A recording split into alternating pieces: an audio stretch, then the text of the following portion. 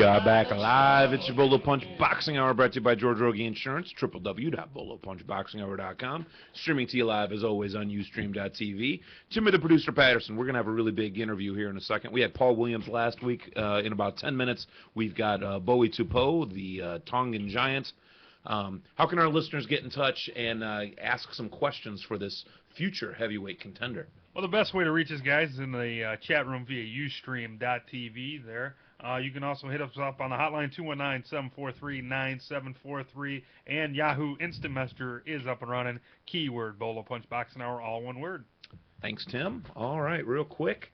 July the 10th, Philadelphia, Pennsylvania, ESPN2 Friday Night Fights. That's tomorrow night. Matt Godfrey taking on Sean Hawk, 10 rounds at cruiser. Matt Godfrey is a killer. Yeah, he actually comes out of the Kevin Rooney stable. They've been sending us emails this week and basically to cover this whole event here in Philadelphia.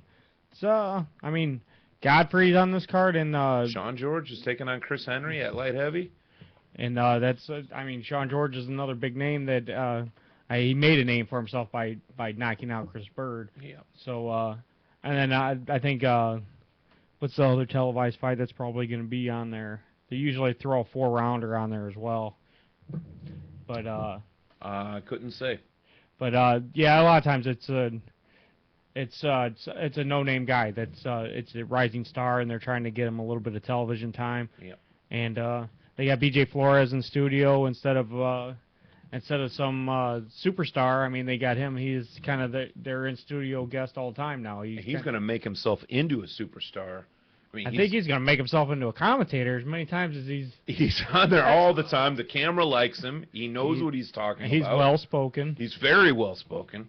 And he's undefeated. Yeah. The man has not been beaten. And he messed up Dingling, man. And he's making, I mean, he's making a career for himself after boxing. So which is like one of the smartest things you can do. To say I said he's not a superstar is because his biggest win so far has been against Dingling, man. He's going to have to beat somebody like the guy that's going to be fighting this weekend, Steve Cunningham. It's another big name that he can get in there with. I mean, he's going to have to fight somebody like that. He wants Adamek. But everyone wants Adamek. Get in line. Yeah, I'd want him too. I mean, he's got the title, so... Also, tomorrow night, Reno, Nevada, Jesse Brinkley taking on Mike Pascal, 10 rounds at light heavy. Also, Rustam Nugaev against Miguel Angel Huerta, who we've covered several times out in Chicago. So he'll make a good fight of it. He always does. He always does. 10 rounds at lightweights. And Matt Remillard, who we've also covered in Chicago, against Adel Ruiz, 10 rounds featherweights. And then Saturday night, Sunrise, Florida. They are competing with UFC. I don't mind saying that. They're competing with UFC 100, which our good friend Ray Flores is going to be covering. But awesome boxing matches going on the exact same night.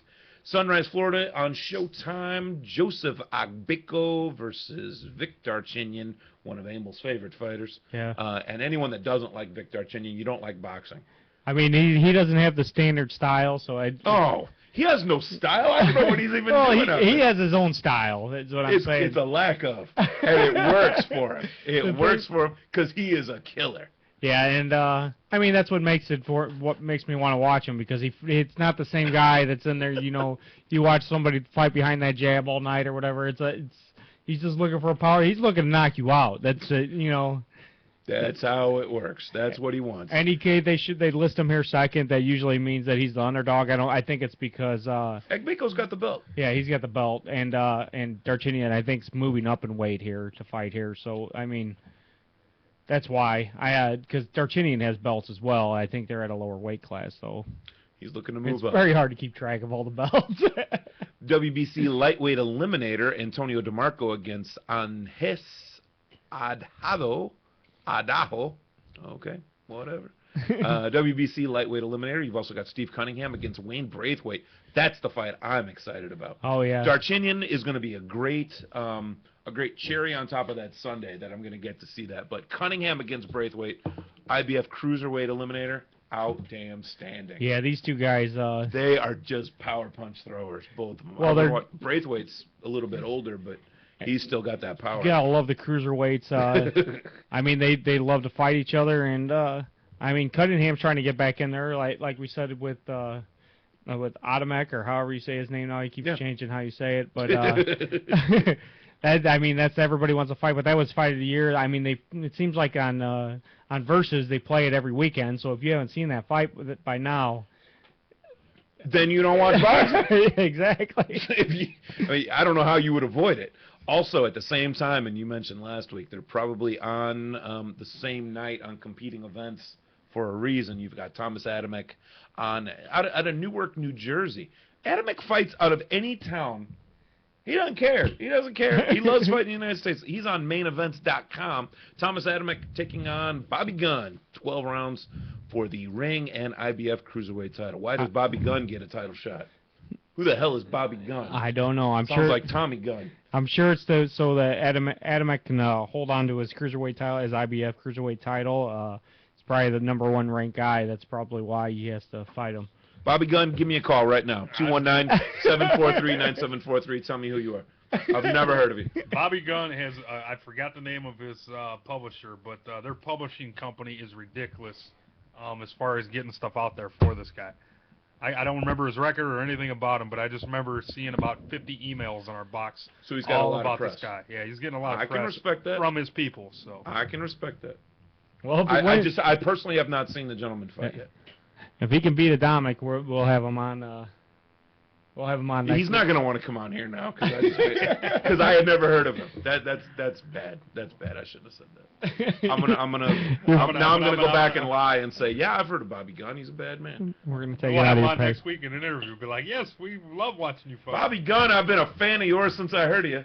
I don't know how much you got to pay to watch these fights on mainevents.com, but I'm sure there's some kind of small fee. Usually it's not too much to watch them on your computer. I think Tim's good at watching video on his little laptop here. I think the main thing is they're trying to get away from pay-per-view because there's people putting on illegal feeds through pay-per-view, and it's a little bit harder to download it than upload it at the same time. So I think that's why they're kind of going that way.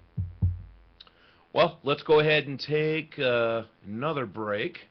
We'll pay a couple of bills. We'll be right back with our special guest, Bowie Tupo. We'll be right back at you. Rogie Insurance, generation insurance family, serving Indiana families for over 80 years. As a member